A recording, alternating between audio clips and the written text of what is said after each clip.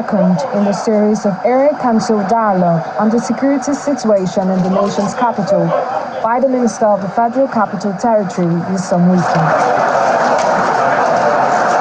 This is taking place at the Gwagwalada Area Council with the main purpose of providing solutions to the rising insecurity in the FCT and particularly the Gwagwalada area.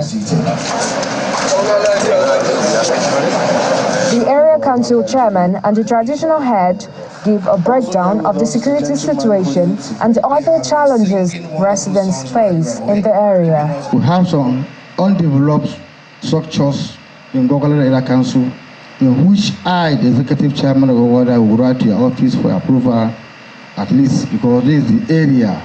Most of the criminals will hide, and the night they'll come out to do what they're not supposed to do.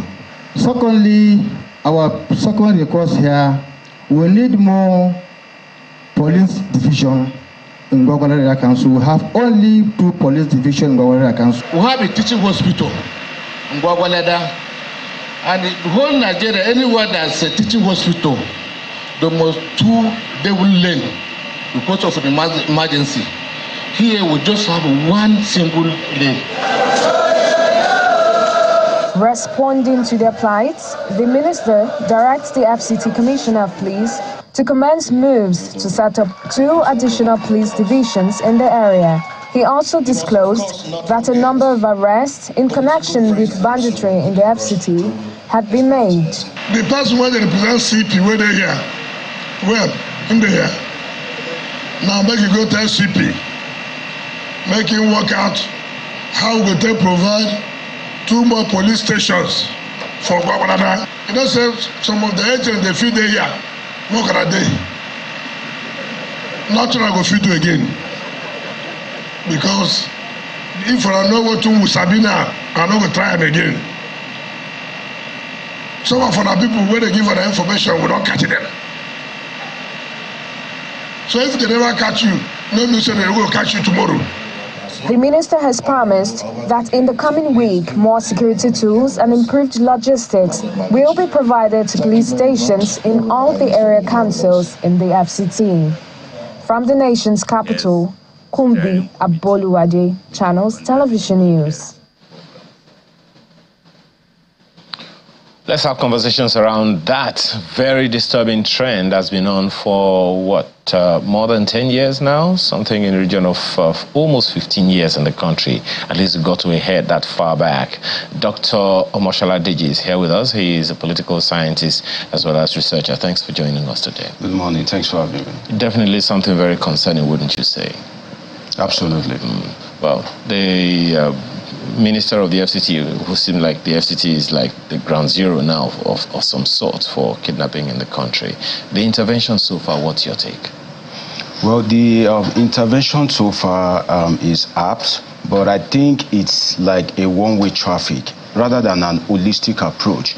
Government is intervening as if all other indices that give birth to this insecurity doesn't matter. First, government needs to understand that criminality that stems out of desire, out of the need for something, then you need to try and provide that need to curb that criminality. Building more police stations, providing logistics is not the only way around. There is an economic side to this insecurity. There is a judicial side. There is a social side. There is a political side. Now, if I can take it from the economic side, we have lots of graduates that there is no job. The NYSC is still going to pass out another batch. Before I did my NYSC many years ago, people have been unemployed. NYSC is passing out batches every time they don't have jobs, and yet you don't see people dying on the street. They say, oh, what killed this man? It is hunger. That shows that formally or informally people are surviving. So how are those people surviving? That means we have a large crowd of intellectuals investing their intellectualism into crime rather than national development. Government needs to tackle that. Now, the judicial side. Just a second, okay. on that economic side, just a quick one on it. Part of the functions of the NYSC is to train graduates on entrepreneurship. If what the edict says and the guidelines of the NYSC is anything to go by, that part of what they train to do at the camps is to learn some form of entrepreneurship, should be able to start a business when their youth service is done. That was part of the plan. Do you see that function of the NYSC being executed? Because that would probably have taken care of this economic angle you're talking about. It's a good plan, but we need to realize that with other activities that revolves around the NYSC scheme, you have CDS, you need to spend 3 weeks in camp. How do you learn a skill properly within a year or less than a year? Then when you eventually learn that skill, don't forget that you are coming into a perfect competitive market. In the market, there are already artisans. There are people that have been learning the skills over the years, and they are already masters of the profession. Another thing is the startup. So if you are from a poor background, when you learn the skill, what next? Do you have the startup capital? Do you have what it takes? Do you have the enabling environment? But what we have is government tends to mess with the psychology of the young graduate. Imagine you are a fresh graduate, you go for NYSC, you believe you have a bright future, you are receiving income monthly, and all of a sudden after 12 months that stops. You just imagine that on your psychology, and there's no opportunity anywhere. You don't have startup capital, you don't have a means of survival. Before you know it, you begin to think, okay, how do you survive? The social pressure comes in, the family pressure comes in, especially in this kind of economy whereby inflation is going up by the day. So you see that the economic side, which is major, government has not done that. Rather than do that, government has been focusing on providing logistics and play politics around the clock. So we have excellencies who I prefer to call unexcellent excellencies, that rather than fulfill the assertion of Bentham and Mills, which is to seek the happiness of the greatest number, they are focusing more on politics and their own political survival, and how to enlarge their political emperor. We have also heard of the political side to these insecurity issues that you also cited the other time. Can you tell us about that? What is the political side to this whole kidnapping saga? Now, the political side is when the president was declared president and the opposition parties approached the court, we've seen retired militants, people like Asari Dokubo, march on the streets of Abuja with guys that, okay, we will allow the court to do their job, but we are here to make sure that the mandate is preserved. Now, I did my doctoral research in the Niger Delta, so I'm familiar with the terrain. This is a question for the presidency and the security agencies. Part of this kidnapping, is it part of the after effect of those guys that came to allegedly support the president when we have this words on the street that maybe they don't want to hand over power? Some people were planning not to hand over power. The Abiola case will not repeat itself, and we have non-state actors brandishing arms, non-state actors coming out to make bold statements. Now, when the Supreme Court delivered the judgment, did all of them find their way back to their various destinations, or some stayed back to now see that, okay, we've now found a new area of operation? So the question is there the insecurity in Abuja now? The security agency need to investigate. Is it an after effect of the influx of private militias to allegedly protect the mandate of the president? Having said that, one cannot rule out the aspect of the import of bandits from other African countries when the former president was to emerge as when president. You say you cannot rule it out, I'm wondering, is there any data to that to back the fact that some bandits were actually imported? Good. On a sister station, a governor of a northern state spoke about something. I watched it live. He spoke about the kola nut culture. Now, you asked for reference, I'm giving you. He talked about the kola nut culture. What does the kola nut culture means? He said in their ethnic clan that when you are in trouble, what Yoruba used to call aroko, sorry, I don't know, you are sending message in parables, that all you need to do is to send kola nut and, you know, do some twist to it. That once you send it across to your brothers, that they know you are in trouble and they have to come and defend you. Reference 2. A political party chieftain said it also on live television, that the insecurity we were experiencing during the Buhari era is partly as a result of the import of bandits when the former president was trying to, you know, occupy power. You see, in Nigeria, as it is in other parts of the world, government, there's always a dynamics that revolves around the emergence of president and governors. The Buhari presidency, Nigeria is still facing the implication of those people that they said, if the former president, for example, did not hand over power, there will be security implications. Nigeria is still facing the problem of that today. You see, okay.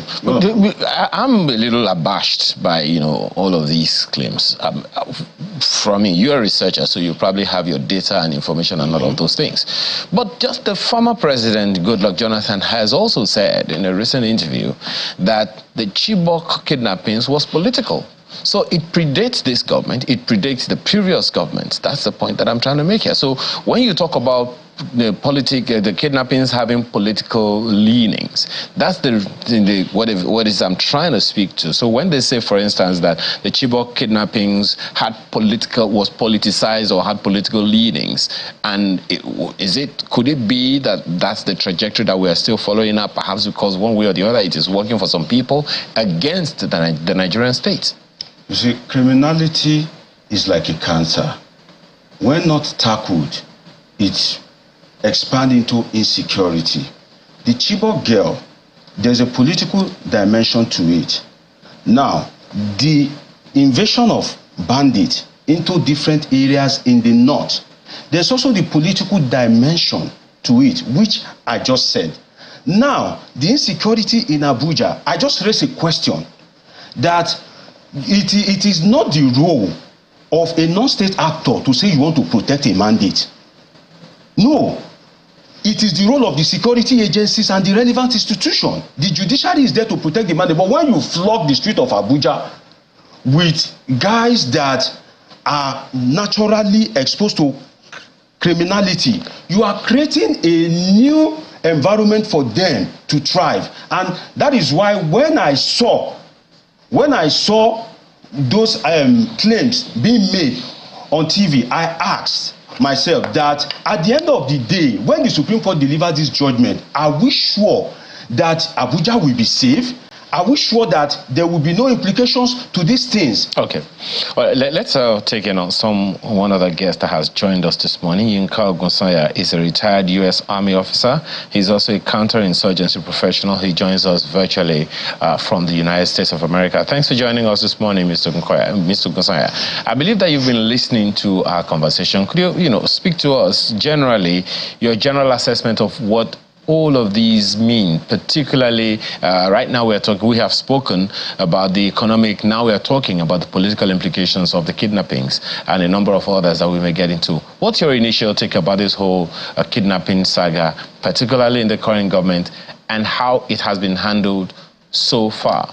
Speak particularly to the intervention of the Minister of the FCT. Okay. So thank you for having. So the biggest that we're seeing with this is that they have freedom of maneuver in the cities. That what I'm alluding to is these guys are moving freely unchecked, and that's basically because some of our security layers are not networking and working together to coexist in the same space.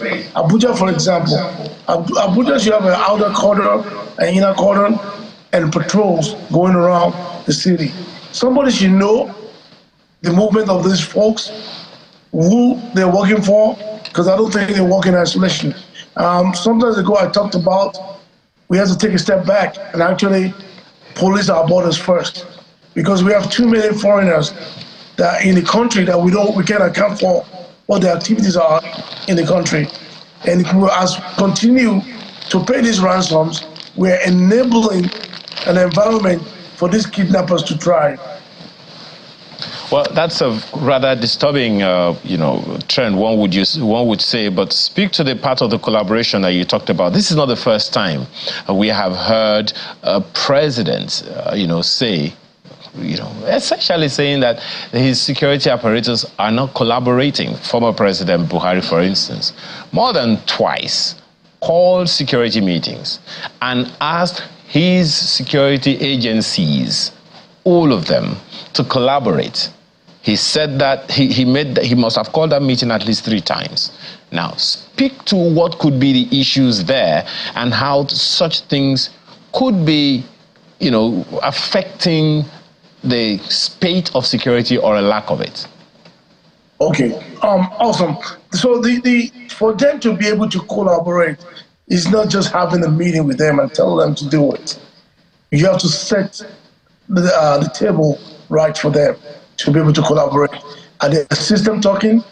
Are their radio system working together? If they're on 2 different frequencies, they're not going to be able to collaborate on the ground. What matters more is having a central node where you have a joint operation. It's a central node that has a joint operation that represents a liaison from each of the security agencies in a hub, working real time with real data and being able to be on the same frequency with the operators on the ground. If they can't do that, A and B is not going to know what they're doing because they're going to be doing 2 different things to achieve the same goal that can be counterproductive to what they're trying to achieve.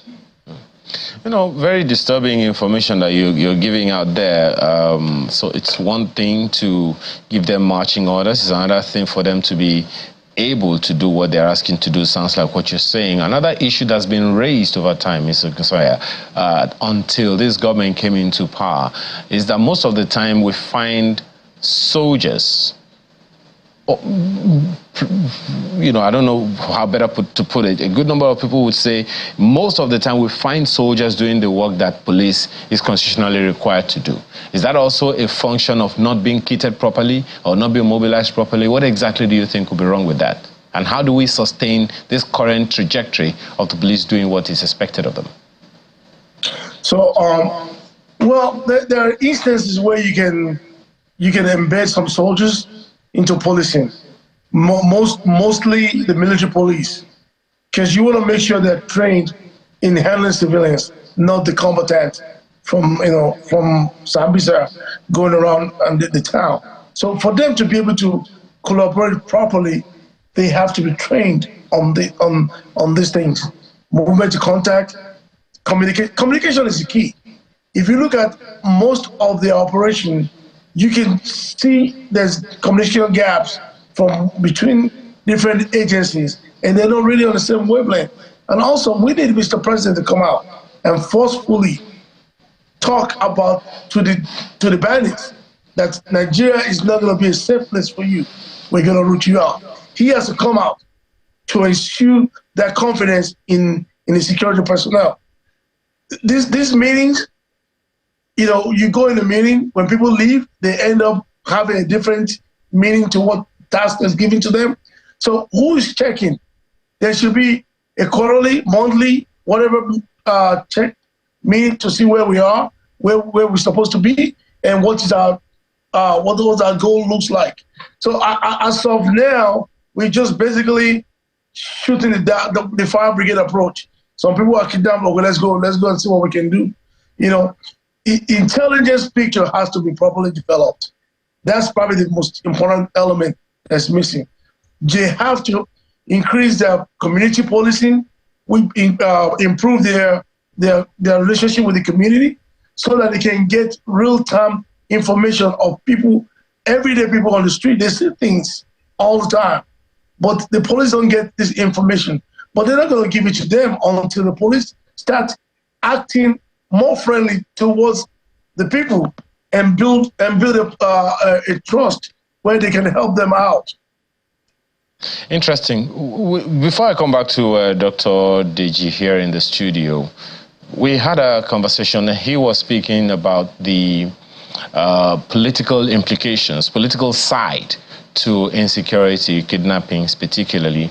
And I remember we had an interview with the Chief of Defense Staff in Nigeria here saying that there is a military angle to insecurity and there is a political side to it. You're a soldier. Help us understand from what should be the standard in terms of the political side of security and what probably from your experience and what you know as international best standards need to do to ensure that the political side of insecurity or security does not impinge or upon the military or security side of security. So the political side of this of the security thing is basically how Mr. President lays out his vision and make sure his security agencies understand his commander's intent. You know, so he might have a vision for what he wants to see, the end state. But if his commanders doesn't understand his full intent, then there's going to be a missing gap there. Interesting. Well, let me come back to you, Dr. Diji.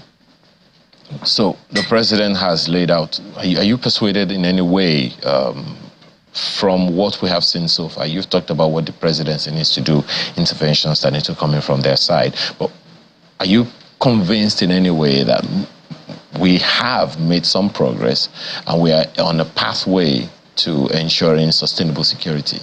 Well, I am convinced we have made some progress because every step taken, it's an effort towards correcting the wrong.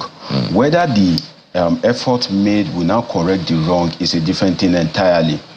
But at the end of the day, for the security agencies to rise up to the occasion is quite commendable. We've seen meetings being held by the Minister of FCT. We've seen him trying to advocate for more police formations. Those are good approach, but I would have loved if we have a president that is more responsive, that connects a bit more with the people in terms of perhaps visiting some of these sites whereby these issues are evolving. For example, the Ibadan now, I would have loved if the president had visited Ibadan for the bomb blast. This area of kidnapping, a visit by the president, something as simple as that, we boost the confidence, we boost the morale of the citizens, not just issuing statement, but in terms of the security agencies, they are actually trying,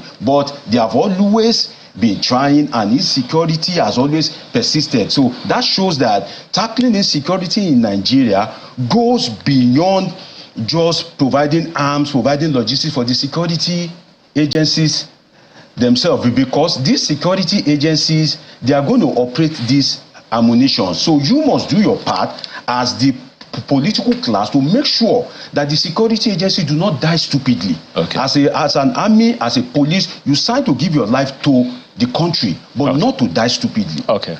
My colleagues in Abuja have a question or two for you both gentlemen. Malpa, go ahead. Well, there is so much that is loose at many ends, gentlemen. I've been, listening to the conversation. We're looking at, the political angle to all of this. And usually they will say that, the top echelon of the creme de la creme do not really get very concerned until insecurity begins to knock at the very door of where they live. So, for instance, right here in the Federal Capital Territory, there's been some apprehension as to what precisely could be going on. And this is not the first time we're seeing this. We're looking at what happened the last year or two when there was a break at the Kuje security prison outfit right here in Abuja. And it took a while. It took some operations to be able to root out, because we understand that terrorists came into the city and went to free their members who were held up in a prison around Abuja. And it raised a lot of questions as to what precisely has been repaired since that time. What leaks in intelligence have been fixed for us to be seeing the sort of situations that were happening. If you were to look at what is happening and the sort of the trajectory of insecurity over the past couple of months, would you find any link between what happened in Kuje, even though we understand that those people were routed? Not all of the prisoners, we understand, came back. We couldn't get all of them. And what is currently happening right now? Do you think that there is a thread, perhaps linking all of these incidences? Sure, there is a very strong connection between those prison break and the insecurity that we have. And I think there was another prison break in Kogi State, which is closer to... Yes, I think I can hear Mr. Omosholadiji. Can you hear us? Yes, loud and clear. I can hear you. Inka, I can hear you. Please go ahead. Okay. Okay, so wow. So is the question for me? And you touched so many critical points there. It seems that there's a constant supply of able-bodied men and women that are willing to be kidnappers. So we have to start figuring out what are the root causes. So just like the president said earlier on, there are three prongs of approach to this. You have the security angle, you have the socio-economic angle, and you have the political angle. All three have to be intertwined. You have too many people on the loose from the prison that cannot be accounted for. So we cannot say definitely that they won't do it, but the possibility of them being engaged in those illicit affairs is very high. Also, we have a very porous northern border that needs to be cordoned off. We need to know who's coming in. We need to know what people do in Abuja or any other big cities. When people just roam around aimlessly, what they're doing is they're collecting data, they're surveilling on people, they're planning what they attack, and people need to speak up when they see this happening in the environment. How much? Because I know usually when security is involved, that's when, you know, we remember our constitution and what states can do and what states cannot do. You know, Mr. Ogunsanya, you just spoke to how we need to know who is where and, you know, where people are. And I know that usually when states want to, you know, raise the issue of registration, knowing the people residents in their states, it's a problem. So let me ask you, Dr. Deji, what you make of attempts by state governments to be able to know those who are residents within their states. And do you think it's something that we can revisit without necessarily revisiting our constitution? Yes, I think it is something that we can revisit. It's just that in Nigeria, our data collection and storage approach is somehow ineffectual. If not, you can't be resident in a state, you can't have a telephone line, you can't, you know, technology has made things easy, and criminality will be perpetrated on a daily basis. And it will appear that the state is overwhelmed. What the state needs to do, that they ought to have done as far back as maybe 1970 or 1980, but it is better late than never, is to make sure there is adequate data, whereby you cannot move from one place to another without being properly documented. Some time ago, we have this national identity card or something, but if you go to other clients, you see that there's nothing you want to do without having that, you know, that national identity card. And once immediately it is put into the system, it brings out your data and everything. So we need to embrace technology more and avoid duplication of data, whereby you go to FRSC, you need to capture Federal Road Safety Corps to get a driver license, you need to capture. You go to the passport office, you need to capture. We need to have a central database, and when we have this database, then the security agencies has to do what we call like a set theory from the data that we have. Okay, so age to so age at the high risk age. Okay, people in this age, okay, what is their data? What is the occupation of these people according to the data that we have? Then they now begin to, you know, track those sensitive areas, those youth, the unemployed.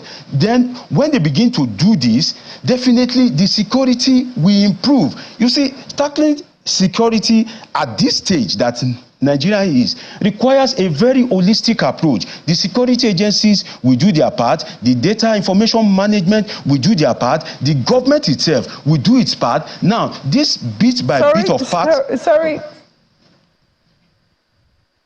to interrupt you. Let me quickly go to Mr. Ogunsoya now. I know that he just raised the issue of, using technology and, how we need to be able to leverage on it and the analysis that can be done even with some of the registrations or the data that we've already gathered. But I think this conversation came to the fore recently when the children, the daughters of Mr. Kadria, who were just recently released, just yesterday, thankfully, 5 of them, sadly, one of them was killed.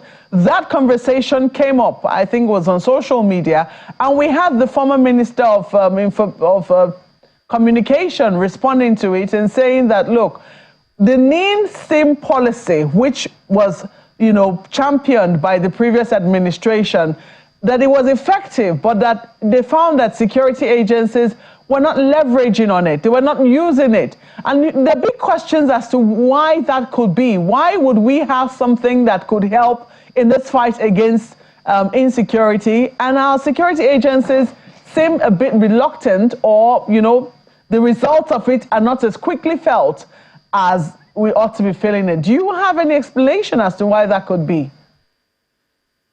Honestly, I don't have explanation. That was going to be my next point, that we are halfway there with the data. We don't need to recreate data. The NIN is there.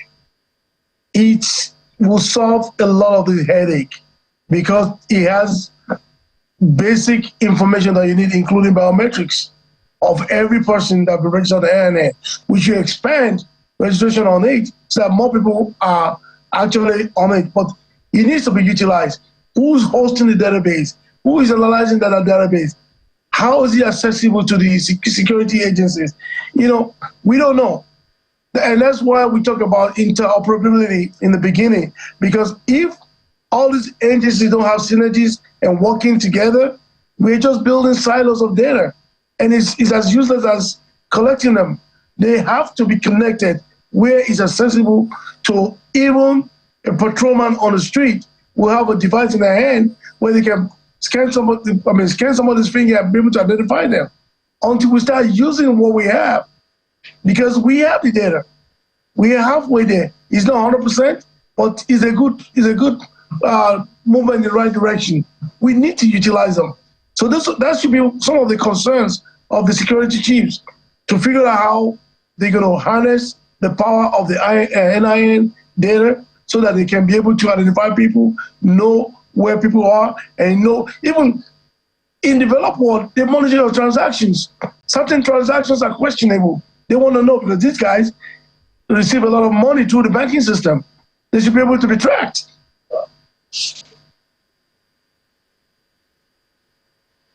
Thank you, gentlemen. That's next steps.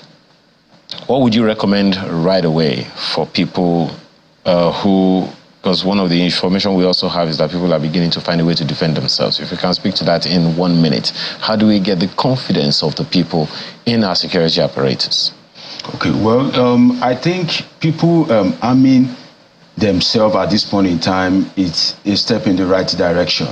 If you are holding a gun and you know that I have a gun as well, then you will be careful how you invade my privacy. You don't think that could cause some kind of chaos? No, I think it should be allowed in some specific part of the country. For example, you may not allow people to own their guns in Lagos, but these estates whereby people are being insecure, the home is usually the safe haven. That is not the case anymore. Things are getting worse by the day. You see a minister that left office barely 8 months ago, lamenting Dr. Isa Ali Pantami. So you can see that the situation is getting worse by the day. And one of the ways to ease the job of the security agencies is by licensing arms in vulnerable places where insecurity is rife, so that the people can defend themselves to some extent before the security agencies arrive.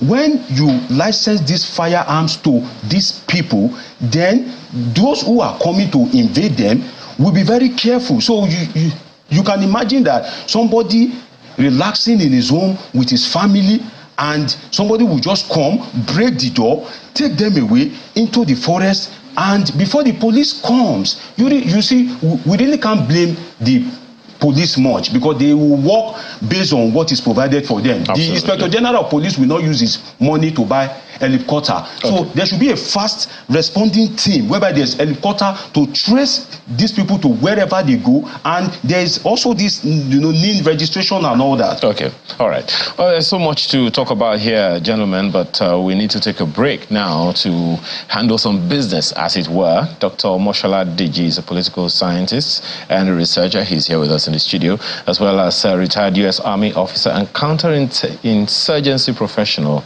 in Kalgosaya, joined us from Texas, USA. Thank you for joining us this morning, gentlemen. So let's take a quick trip to the world of business. Ini and her team are waiting.